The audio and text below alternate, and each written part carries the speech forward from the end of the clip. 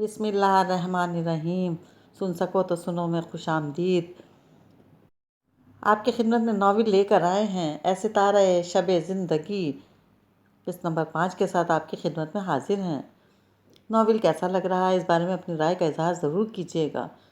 ہمارے چینل کو سبسکرائب کیجیے گا اور بیل آئیکن کو پریس کرنا مت بھولیے گا۔ شکریہ۔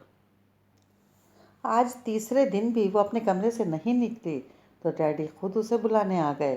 وہ آنکھوں پر بازو رکھے پتہ نہیں سو رہی تھی یا جاگ رہی تھی۔ ابھی کچھ دیر پہلے جب انہوں نے آ کر اسے پکارا تھا تو اس نے جواب نہیں دیا تھا، حالانکہ وہ جاگ رہی تھی، اور اگر سو رہی ہوتی تب بھی ڈیڈی کے پکارنے پر ضرور اٹھ جاتی۔ ریجا، کیا بات ہے بیٹا؟ ڈیڈی نے آہستہ سے اس کی آنکھوں سے بازو ہٹایا تھا۔ وہ انہیں دیکھتے ہی اٹھ بیٹھی۔ بولی کچھ نہیں تو اس کے پاس بیٹھتے ہوئے ڈیڈی نے اس کے ہنستے ہوئے چہرے اور سرخ مائل آنکھوں کو دیکھ کر تشویش سے پوچھا، تمہاری طبیعت ٹھیک ہے؟ جی ڈیڈی، بس کچھ زکام کے آثار لگ رہے ہیں، اس نے ناک سے شوں کی آواز نکالتے ہوئے کہا۔ ڈاکٹر کے پاس گئی تھی؟ نہیں، اگر زکام ہو گیا تو شام میں چلی جاؤں گی، ویسے رات میں نے ایک ٹیبلٹ لے لی تھی، اور کوئی بات تو نہیں؟ ڈیڈی کو وہ بہت بجھی بجھی لگ رہی تھی۔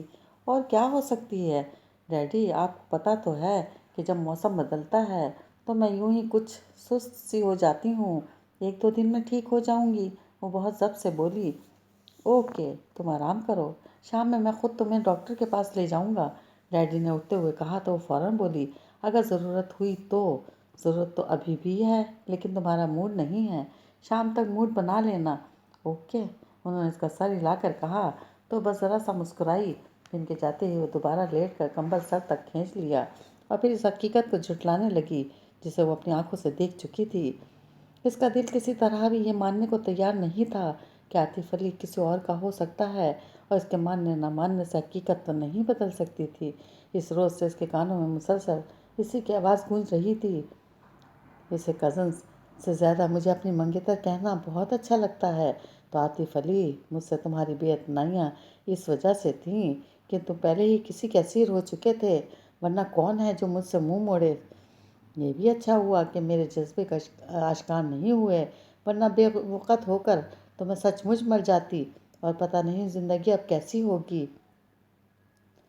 بے آب ہو گیا، رنگ و بو سے آ رہی، شاید صحرا کی تپتی دھوپ جیسی، اور مجھے یہی زندگی جینا ہے۔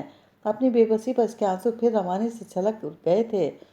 اگلے دن ڈیڈی کے منع کرنے کے باوجود ان کے ساتھ آفس جانے کے لیے تیار ہو گئی، کیونکہ پچھلے 4 دنوں سے مسلسل سوچتے ہوئے اسے شکست خوردگی کا احساس ملا تھا۔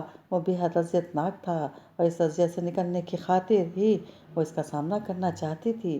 جب ہی طبیعت خراب ہونے کے باوجود آفس آ گئی، اس کا خیال تھا وہ اس کے سامنے اس کی نفی کرے گا، غالباً اس کی انا کو اسی تسکین مل سکتی تھی۔ بہرحال اس وقت اس کا کام کرنے کا کوئی موڈ نہیں تھا، اسی لیے کتنی دیر ڈیڈی کے کمرے میں ہی بیٹھی رہی۔ اس دوران وہ دوبارہ ڈیڈی کے پاس آیا تھا، لیکن وہ اسے دیکھ نہیں سکی کیونکہ دروازے کی طرف اس کی پشت تھی اور دونوں بار اس کی پشت پر کھڑا ہوا تھا۔ تیسری بار ڈیڈی نے اسے بلوایا تھا، اور جیسے ہی وہ کمرے میں داخل ہوا وہ بے اختیار اپنی جگہ سے کھڑی ہو گئی، لیکن پھر اسے یکسر نظر انداز کر کے اپنے کمرے میں آ کر بیٹھی تو اسے لگا وہ اس کے ساتھ یہ اجنبیوں والا کھیل نہیں کھیل سکے گی، یا تو وہ اس کا ہو جائے گا یا پھر اتنی دور چلا جائے گا کہ پھر اسے کبھی نظر نہ آئے، اور یہ دونوں باتیں ممکن ہو بھی سکتی تھیں اور نہیں بھی۔ وہ اسی نہج پر سوچ رہی تھی کہ وہ آ گیا۔ السلام علیکم، اس نے کمرے میں داخل ہوتے ہی سلام کیا تو سر کے اشارے سے جواب دے کر بولی، جی، وہ میں آپ کی طبیعت کا پوچھنے آیا تھا۔ اب کیسی طبیعت ہے آپ کی؟ اس نے آگے آتے ہوئے کہا، کافی بہتر ہے، پھر بھی ابھی آپ کو ریسٹ کرنا چاہیے، پلیز۔ اس نے اس کی بات انسنی کر کے سامنے بیٹھنے کا اشارہ کیا۔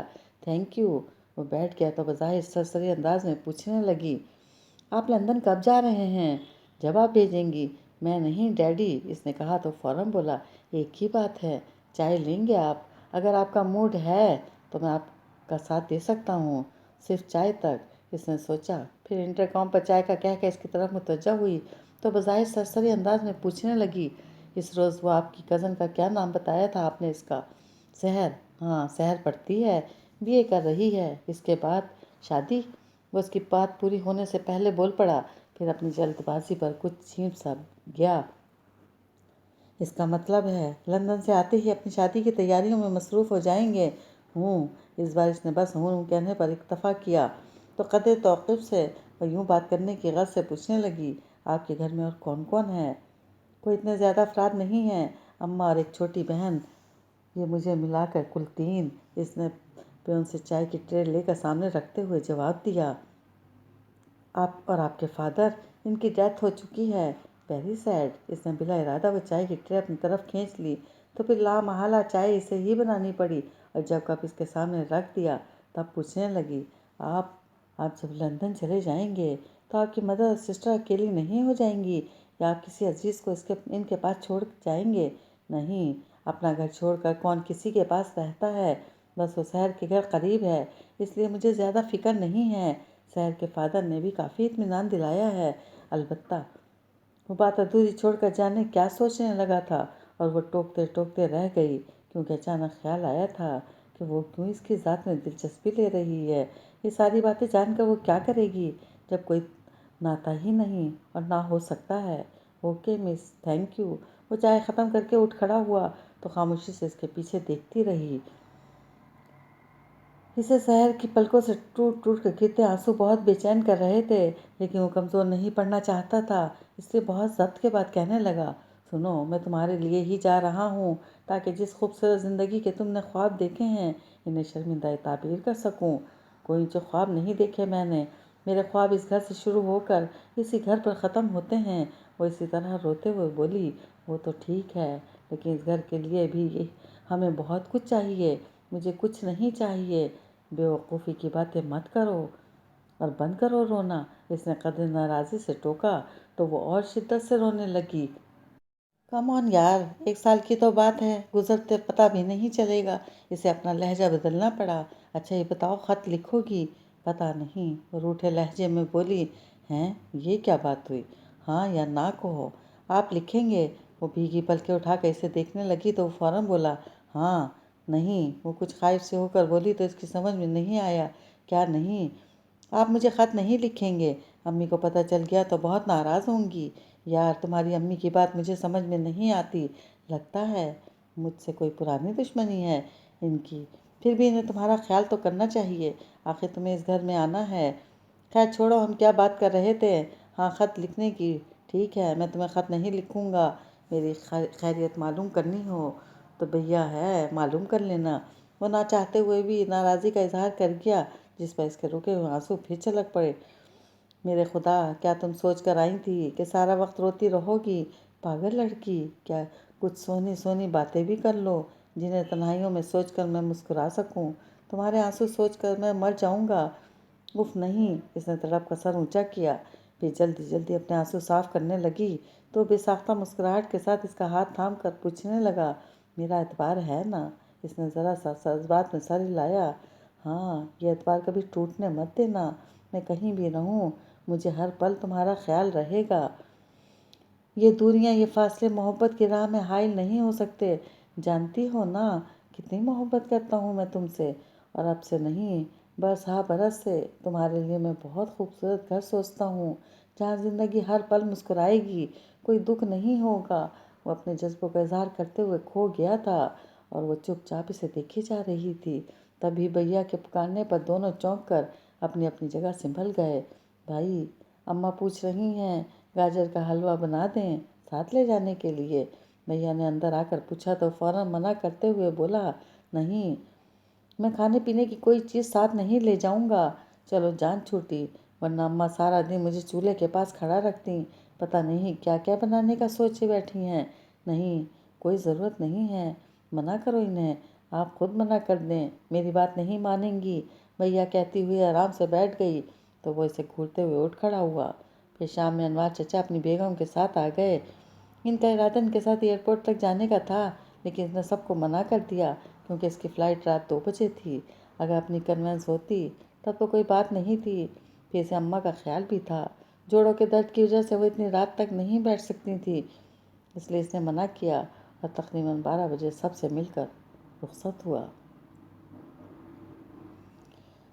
وہ چاہتی تو عاطف علی کا لندن جانا کینسل کروا دیتی، بلکہ اسے آفس سے بھی نکلوا سکتی تھی، لیکن اس نے ایسا سوچا بھی نہیں تھا، کیونکہ اس کے اندر کوئی انتقامی جذبہ نہیں ابھرا تھا، شاید اس لیے کہ وہ ابھی تک اپنی یک طرفہ اور ادھوری محبت کی ناکامی کا ماتم کرنے میں لگی ہوئی تھی۔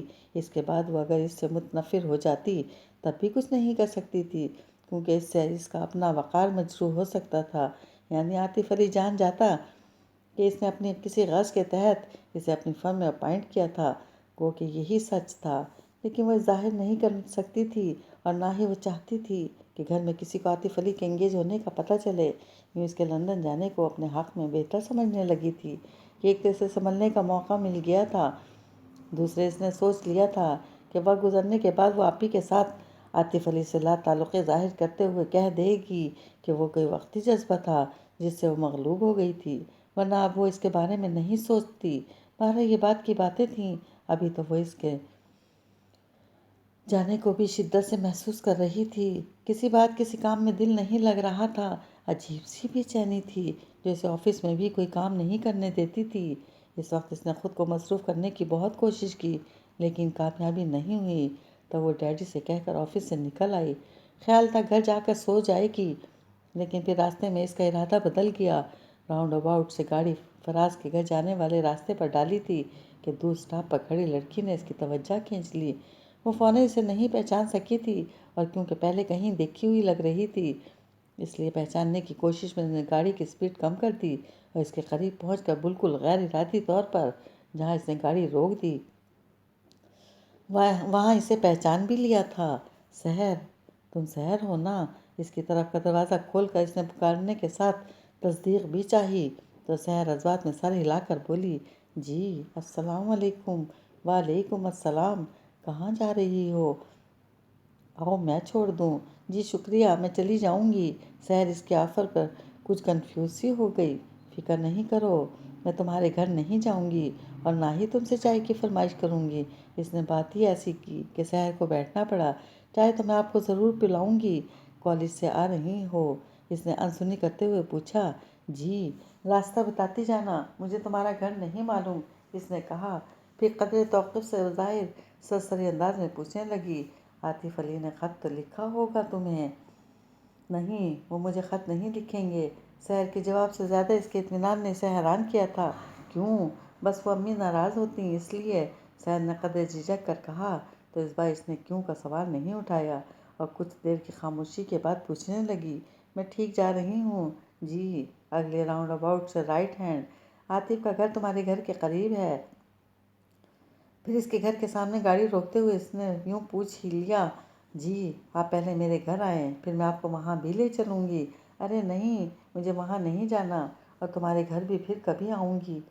اوکے۔ وہ اسے کچھ کہنے کا موقع دیے بغیر وہاں سے چلی آئی، کیونکہ وہ عام سے گھر میں رہنے والی عام سی لڑکی اسے خود پر حاوی لگنے لگی تھی، اور پھر لاکھ اس نے چاہا کہ اس عام سی لڑکی کو ذہن سے جھٹک دے، لیکن وہ اس کی ہر سوچ میں کہیں نہ کہیں سے آن موجود ہوتی تھی، اور پھر کبھی ارادتاً اور کبھی غیر ارادی طور پر وہ اپنے ساتھ اس کا موازنہ کرنے لگتی، اور ہر بار وہ اسے اپنے سے بہت کمتر لگتی۔ پھر بھی وہ اس سے حسد کرنے لگی تھی۔ یوں ہی کتنے بہت سارے دن گزر گئے۔ عاطف علی کو لندن گئے ہوئے 2 مہینے ہو گئے تھے، اور اسے تو اس کا انتظار نہیں تھا، بلکہ اب تو وہ اسے خواب سمجھ کر بھول جانا چاہتی تھی، لیکن ڈیڈی اس کے مستقبل کی پلاننگ کر رہے تھے، اس لیے وہ اسے بھولنے کے بجائے اپنے آس پاس محسوس کرنے لگتی تھی۔ یہ صورتحال اس کے لیے واقعی تکلیف دہ تھی، جیسے چھٹکارے کے لیے اسے بس اتنا ہی تو کہنا تھا کہ وہ عاطف علی سے شادی نہیں کرے گی، لیکن اتنی آسانی سے یہ سب کہہ دینا اس کے لیے ممکن نہیں تھا۔ ابھی وہ خود کو تیار کر رہی تھی، اس وقت اپنے سامنے نئے بنگلے کا نقشہ پھیلائے بیٹھی تھی، جو کچھ دیر پہلے ڈیڈی نے اسے دیتے ہوئے کہا تھا کہ وہ عاطف علی کے آنے سے پہلے یہ بنگلہ تیار کروا لیں گے۔ وہ جانتی تھی اس بات سے ان کا کیا مطلب ہے، اور کچھ دیر کو تو وہ بھی سب بھول گئی تھی۔ اپنے سامنے نقشہ پھیلاتے ہوئے اس کی پرشوق نظریں ادھر ادھر بھٹکنے لگیں، ڈرائنگ، ڈائننگ، بیڈ رومز اور کوریڈور میں، تو جیسے وہ اس کے ساتھ ساتھ چلنے لگی تھی کہ مان اس کے ذہن کو جھٹکا سا لگا۔ آنکھوں کے سامنے دھند چھا گئی، اور دھند کے اس پار عاطف علی کے ہاتھوں میں ہاتھ ڈالے سارے گھر میں کھلکھلاتی ہوئی وہ نہیں تھی۔ یہ میرا گھر ہے۔ وہ نقشے پر یوں ہاتھ چلانے لگی جیسے سلیٹ پر لکھے کو مٹایا جائے۔ تبھی دستک کے ساتھ دروازہ کھلنے کی آواز پر اس نے چونک کر سر اٹھایا اور فراز کو دیکھ کر اس کے ہونٹوں سے آپ ہی آپ گہری سانس خارج ہو گئی۔ آ سکتا ہوں؟ فراز نے وہیں رک کر پوچھا تو اس نے اس بات میں سر ہلا دیا۔ کیسی ہو؟ اس طرح اس کے بعد پھر آئی ہی نہیں۔ ایسا اچھا کیا جو نہیں آئیں، کیونکہ میں اگلے دن ہی بھلا چنگا ہو گیا تھا۔ اس کے بعد گھر میں ٹکتا ہی نہیں ہوں۔ صبح نکلتا ہوں تو پھر رات ہی میں جاتا ہوں۔ فراز نے بیٹھتے ہی بولنا شروع کر دیا۔ کیوں سارا دن؟ میرا مطلب ہے کہیں جاب کر رہے ہو؟ اس نے ٹوک کر پوچھا تو وہ آہ بھر کر بولا، جاب ہی کے لیے خوار ہو رہا ہوں اور آج آخری کوشش کے طور پر تمہارے پاس آیا ہوں۔ مجھے کوئی آس مت دلانا، مجھے صاف جواب چاہیے، ہاں یا نہیں۔ وہ جس انداز سے بات کر رہا تھا اس سے وہ سمجھ گئی کہ وہ انتہائی اقدام سوچے بیٹھا ہے، اس لیے فوراً کچھ نہیں بولی۔ پہلے ٹیبل پر پھیلے نقشے کو رول کر کے ایک طرف رکھا، پھر انٹر کام پر چائے کا کہنے کے بعد اسے دیکھ کر کہنے لگی، ہوں تو صاف جواب چاہیے تمہیں۔ اگر میں کہوں نہیں تو کیا کرو گے؟ خودکشی؟ کیا؟ وہ اچھل پڑی۔ ہاں، اپنا آگے پیچھے رونے والا کوئی نہیں ہے، اس لیے بڑے آرام سے مر سکتا ہوں۔ مزید خواری سے اچھا ہے چین کی نیند سو جاؤں گا۔ بکو مت، کوئی چین کی نیند نہیں سو سکتے۔ اور یہ تم اتنے بزدل کب سے ہو گئے؟ یونیورسٹی میں تو بڑے ترم خان بنے پھرتے تھے۔ اور بہت افسوس ہو رہا ہے مجھے، اتنی مایوسی۔ وہ کتنی دیر تعصب کا اظہار کرتی رہی۔ میری جگہ اگر تم ہوتی نا تو کب کی مر چکی ہوتی۔ فراز نے جل کر کہا، جی نہیں، میں تمہاری طرح بزدل نہیں ہوں۔ جانتا ہوں کتنی بہادر ہو، اور اب مجھے اجازت دو، بہت وقت لے لیا میں نے تمہارا۔ ارے ابھی میں نے تمہیں جواب کہاں دیا ہے؟ آرام سے بیٹھو، چائے آ گئی ہے، چائے پیو۔ وہ پیون کو چائے اس کے سامنے رکھنے کا اشارہ کرتے ہوئے بولی، گویا ابھی جواب دینا باقی ہے۔ وہ ابھی بھی مایوس تھا۔ ہاں، وہ میں تمہارے خیالات جاننا چاہ رہی تھی۔ بہرحال تمہیں خودکشی کرنے کی کوئی ضرورت نہیں ہے، جاب مل جائے گی تمہیں۔ اس نے کہا تو فوراً بولا، میں نے پہلے ہی کہہ دیا ہے کہ مجھے کوئی آس مت دلانا۔ صرف آس نہیں دلا رہی، جاب دے رہی ہوں، ابھی اسی وقت۔ اگر جیب میں بایو ڈیٹا لیے پھرتے ہو تو لاؤ مجھے دے دو۔ یہ لو۔ اس نے فوراً پینٹ کی جیب سے لفافہ کھینچ کر اس کے سامنے ڈال دیا، جسے اس نے چائے پینے کے بعد اٹھایا تھا۔ پھر اس میں سے پیپرز نکال کر دیکھتے ہوئے اچانک اس کی ذہنی رو بہک گئی تھی۔ بہت زیادہ عرصہ نہیں ہوا تھا جب اس نے اسی طرح ایک شخص کو اپائنٹ کیا تھا، بالکل اچانک جیسے وہ اس کی زندگی میں آیا تھا۔ باقی پلاننگ تو بعد کی تھی، پہلے تو سب آنن فانن ہوا تھا۔ کیا ہوا؟ کچھ گڑبڑ ہے کیا؟ فراز نے اپنے ڈاکومنٹس کی طرف اشارہ کر کے پوچھا۔ ہیں؟ وہ اس بے دھیانی میں سے دیکھنے لگی۔ میرے پاس اوریجنل سرٹیفکیٹس بھی ہیں، یہ دیکھو۔ فراز نے جیب سے دوسرا لفافہ نکال کر وہ بھی اس کے سامنے رکھ دیا، لیکن وہ متوجہ نہیں ہوئی کیونکہ اس کا ذہن کچھ اور سوچنے لگا تھا۔ ہیلو، کہاں کھو گئیں؟ فراز نے اس کی آنکھوں کے سامنے ہاتھ لہرایا تو چونکنے کے ساتھ اٹھ کھڑی ہوئی۔ ایک منٹ، میں ابھی آتی ہوں، وہ کہتی ہوئی کمرے سے نکل گئی تو فراز نے کچھ ناسمجھی کے عالم میں ذرا سے کندھے اچکائے، پھر کمرے کا جائزہ لینے لگا۔ اس کام سے فارغ ہو کر اس نے باقاعدہ انتظار شروع کر دیا۔ حالانکہ اسے گئے ہوئے کوئی اتنی زیادہ دیر نہیں ہوئی تھی، پھر بھی وہ کوفت میں مبتلا ہو گیا، اور جیسے ہی وہ آئی فوراً بولا، اب تک تو میں اللہ کو پیارا ہو چکا ہوتا۔ شٹ اپ، ابھی تمہیں بہت کچھ کرنا ہے۔ تمہارے ماں باپ نے تمہارے لیے جیسا سوچا تھا ویسا بننا ہے تمہیں۔ اس نے ایک بار پہلے بھی اس سے یہی کہا تھا۔ اب پھر اپنی بات دہرائی تو وہ ہنستے ہوئے بولا، ارے میرے ماں باپ کی تو سب سے بڑی آرزو میرے سر پر صحرا سجانے کی تھی۔ ہاں، ان کی آرزو ضرور پوری ہوگی، اور بہت جلد۔ وہ بے اختیار بولنے لگی تھی، میں بھی یہی کہنے جا رہی تھی کہ تم فوراً شادی کر لو۔ تمہیں ایک اچھے ساتھی کی ضرورت ہے جس کے ساتھ تم دکھ سکھ شیئر کرو۔ او گاڈ، یہ عورتیں کس قدر جذباتی ہوتی ہیں۔ جہاں اپنا رہنا کھانا مسئلہ بنا ہوا ہے، اور وہ مس رجا میری دوست، اگر تمہارے آفس میں میرے لیے جگہ نہیں ہے تو صاف کہہ دو، میں بخدا برا نہیں مانوں گا، اور ہاں اطمینان رکھو، خودکشی بھی نہیں کروں گا۔ فراز نے اس کے سامنے ہاتھ جوڑتے ہوئے کہا تو وہ جھنجلا گئی۔ پاگل ہو تم بالکل. یہ میں نے کب کہا کہ آفس میں جگہ نہیں ہے؟ بہت جگہ ہے، اور تمہیں میں جس پوسٹ پر اپائنٹ کروں گی اس کے بارے میں تم نے سوچا بھی نہیں ہوگا. لیکن میری ایک شرط ہے. کیا؟ وہ ایک دم سنجیدہ ہو گیا تھا. تمہیں جلدی شادی کرنی ہوگی، وہ بھی میری پسند سے. اس نے بظاہر ہلکے پھلکے انداز میں اپنی شرط بتائی تو وہ بھی اسی کے انداز میں بولا تھا. تمہاری پسند سے کرنے پر تو مجھے کوئی اعتراض نہیں، لیکن جلدی کیسے ممکن ہے؟ کیوں ممکن نہیں ہے؟ اس کے جارحانہ انداز پر وہ کچھ دیر پرسوچ انداز میں اسے دیکھتا رہا، پھر پوچھنے لگا، کون ہے جس سے تم میری شادی کرانا چاہتی ہو؟ وہ اس سوال سے واقعی سٹ پٹا گئی، لیکن فوراً سنبھل بھی گئی تھی. اطمینان رکھو، جو بھی ہے بہت اچھی ہے. تمہاری کوئی دوست ہے یا؟ نہیں، دوست ہے نہ رشتہ دار. اور پلیز تم کوئی سوال مت کرو، مجھے بھی تمہاری طرح صاف جواب چاہیے، ہاں یا نہیں. اس نے کہا تو اس کی بات لوٹا گیا. اگر میں کہوں نہیں تو بھی تمہیں جاب ضرور ملے گی. وہ یہ یقین سے کہہ کر مسکرائی. تھینک یو، تم اچھی دوست ہو. میں تمہارے خلوص پر شبہ نہیں کر سکتا. مجھے تمہاری شرط منظور ہے. لاؤ کہاں ہے سیرا؟ ابھی باندھ لیتا ہوں. اس نے کہا تو وہ بے ساختہ ہنس پڑی. اب اتنی جلدی بھی نہیں، پہلے اپنے آپ کو اس کے قابل بناؤ. میرا مطلب ہے جس ایک کمرے میں تم رہتے ہو وہاں تو تمہیں کوئی اپنی لڑکی دینے سے رہا. تمہارا مطلب ہے میں اپنے پرانے گھر میں چلا جاؤں، لیکن وہاں تو کرایہ دار ہیں جن کے ساتھ 1 سال کا ایگریمنٹ کیا تھا، اور اس سے پہلے خالی کرانا بہت مشکل ہے. ہاں، نہیں، اسے رہنے دو. کلفٹن میں میرا اپارٹمنٹ خالی پڑا ہے، وہاں شفٹ ہو جاؤ. پھر میں تمہیں اس لڑکی کا گھر دکھا دوں گی. اس کے بعد سارا کام تمہارا ہے، یعنی مجھے کہیں انوالو مت کرنا. میری بات سمجھ رہے ہو نا؟ وہ بہت ٹھہرے ہوئے لہجے میں بولتی ہوئی فراز کو بہت پراسرار لگ رہی تھی. اس کے باوجود اس نے کوئی سوال نہیں اٹھایا اور اس کی ہر بات پر اس بات میں سر ہلاتا گیا تھا.